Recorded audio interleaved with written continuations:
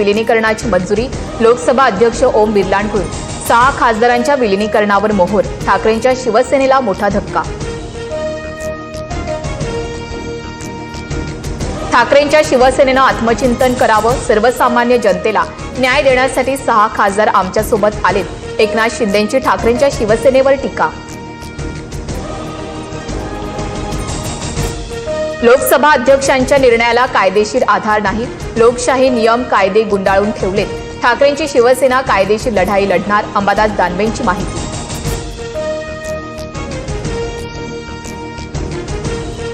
नागपुरात उद्धव ठाकरेंचं रामरक्षा पठण आंदोलन. अयोध्येतील राम मंदिरातील दानचोरी प्रकरणी ठाकरे आक्रमक.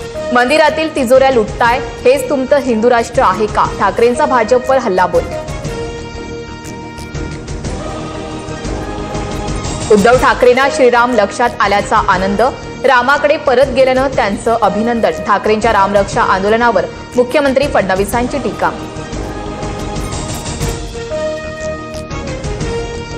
सोनम वांगचुक यांना ताब्यात घेत पोलिसांनी रुग्णालयामध्ये दाखल केलं. मात्र वांगचुक यांचं रुग्णालयात सुद्धा उपोषण सुरूच. औषधोपचार घेण्यास नकार.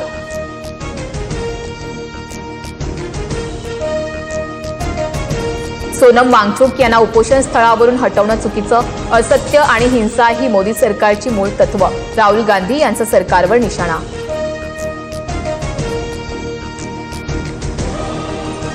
सोनम वांगचुक यांना पोलिसांनी ताब्यात घेताच अभिजित दिपकेंचं आमरण उपोषण सुरू.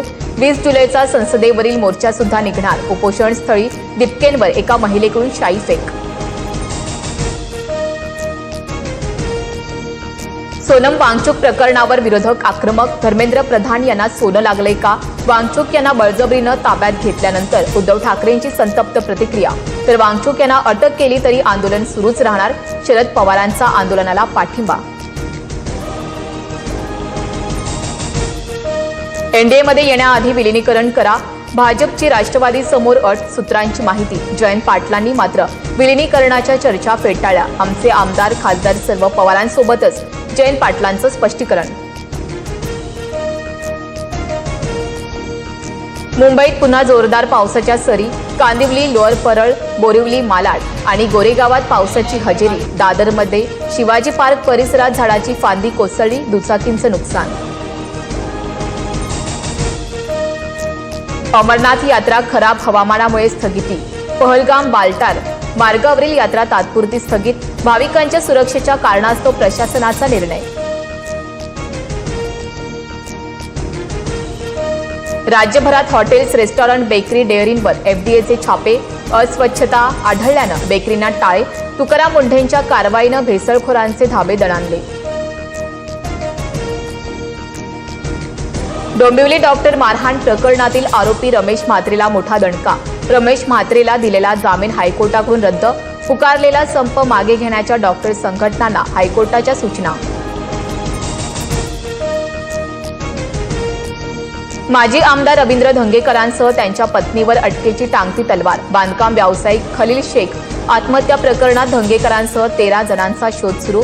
तर या प्रकरणात पोलीस योग्य ती कारवाई करणार. फडणवीसांची माहिती.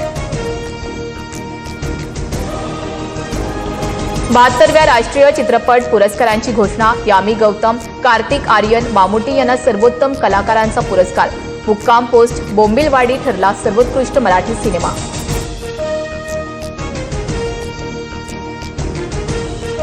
गुजरातच्या अहमदाबादमध्ये फटाका फॅक्टरीला भीषण आग. दुर्घटनेमध्ये 8 जणांचा मृत्यू, 10 जण जखमी. 5 किलोमीटर दूरपर्यंत स्फोटाचे आवाज. पोलिसांकडून अपघाताच्या कारणांची चौकशी.